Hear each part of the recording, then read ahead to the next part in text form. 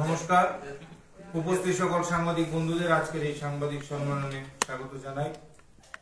আজকের এই সাংবাদিক সম্মেলনে উপস্থিত আছেন ভারতীয় জনতা পার্টি ত্রিপুরা প্রদেশের মুখ্য প্রবক্তা শ্রী সুব্রত চক্রবর্তী মহোদয়। আমি ওনাকে অনুরোধ করছি আজকের সাংবাদিক সম্মেলনের বিস্তারিত তথ্য আপনাদের সামনে তুলে ধরা। সকল মিডিয়া বন্ধুদের নমস্কার এবং আন্তরিকভাবে স্বাগত জানাই। আপনারা অবগত আছেন 2018 সালে এবং পরবর্তীতে 2023 সালে ত্রিপুরা রাজ্যে ভারতীয় জনতা পার্টির সরকার প্রতিষ্ঠিত হওয়ার পর থেকে একের পর এক গুরুত্বপূর্ণ পদক্ষেপ নিয়ে চলেছেন রাজ্য সরকার, যার উদ্দেশ্য হচ্ছে রাজ্যের প্রতিটি প্রান্তে জাতি জনজাতি নির্বিশেষে, দুর্গম অঞ্চল নির্বিশেষে প্রতিটি অংশে উন্নয়নকে পৌঁছে দেয়া এবং যাতে করে সম উন্নয়ন, সুষম উন্নয়ন হয়, সেই লক্ষ্যটাকে সামনে রেখে রাজ্য সরকার নিরলসভাবে কাজ করে চলেছেন এবং সবসময় সরকারের দৃষ্টিভঙ্গি রয়েছে কোথাও আরো কিছু করা যায় কিনা, যাতে করে উন্নয়ন আরো গতিশীল হয় এবং যেটা সরকারের লক্ষ্য, সার্বিক উন্নয়নের মাধ্যমে একটা উন্নত ত্রিপুরা গঠন করা, সেই লক্ষ্য যাতে খুব দ্রুত অর্জন করা যায়, সেই লক্ষ্য নিয়েই সরকার কাজ করছে। তারই নিরিখে গতকাল মাননীয় মুখ্যমন্ত্রী দুটো নতুন প্রকল্পের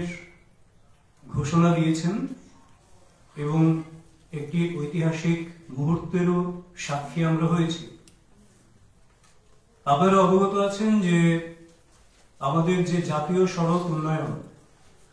সেই সড়ক উন্নয়নের জন্য যেমন NSIDCL বা আমরা আমাদের রাজ্যে 6টি জাতীয় সড়কের কাজ চলছে এবং আরো 4টি অনুমোদিত রয়েছে। তো সেই জাতীয় সড়ক উন্নয়নের কাজ একদিকে যেমন চলছে,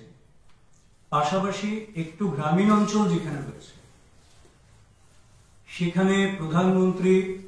গ্রাম সড়ক যোজনা, সেই প্রকল্পের মাধ্যমে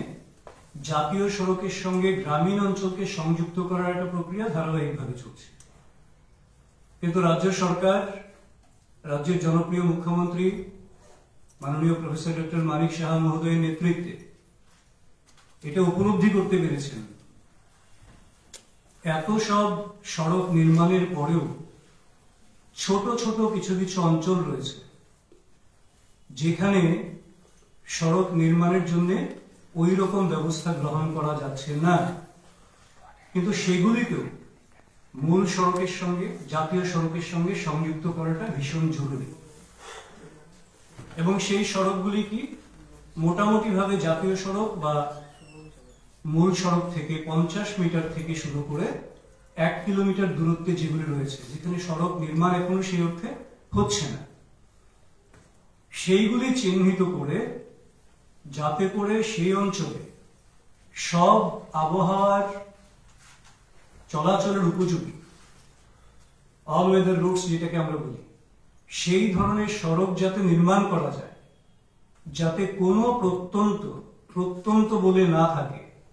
যোগাযোগের অপ্রতুলতা যাতে কোথাও না থাকে, যাতে করে সেই অঞ্চলের কৃষকরাও তাদের পণ্য সেই সড়কের মাধ্যমে বাজারজাত করতে পারে, জরুরি পরিষেবা অ্যাম্বুলেন্স থেকে শুরু করে সমস্ত কিছু যাতে পৌঁছে যেতে পারে। এবং সেই সমস্ত বিষয়গুলি যদি হয় তাহলে গ্রামীণ অর্থনীতির বিকাশে সেটা অনেক গুরুত্বপূর্ণ একটা ভূমিকা পালন করবে। তার জন্য সেখানে কংক্রিট রোড বলুন কিংবা পেভার ব্লক, পিচ ঢালাই, এই সমস্ত বিষয়গুলিকে খোলা রেখে অত্যাধুনিক প্রযুক্তিকে ব্যবহার করে সেখানে এই সড়ক নির্মাণের জন্য রাজ্য সরকার একটি নতুন পরিকল্পনা নিয়েছেন মাননীয় মুখ্যমন্ত্রীর নেতৃত্বে, মুখ্যমন্ত্রী গ্রাম সম্পর্ক যোজনা। আমরা দৃঢ়ভাবে বিশ্বাস করি এই যোজনার মাধ্যমে ত্রিপুরার গ্রামীণ যোগাযোগ ব্যবস্থায় এক নতুন দিগন্তের সূচনা হবে এবং প্রত্যন্ত বলে এখনো যে ছোট ছোট কিছু কিছু অঞ্চল রয়েছে সেইগুলি আর প্রত্যন্ত থাকবে না, তারা সরাসরি সড়ক যোগাযোগের মূল ধারায় যুক্ত হবেন এবং তাতে তাদের আর্থ সামাজিক উন্নয়নে সেটি সহায়ক ভূমিকা পালন করবে।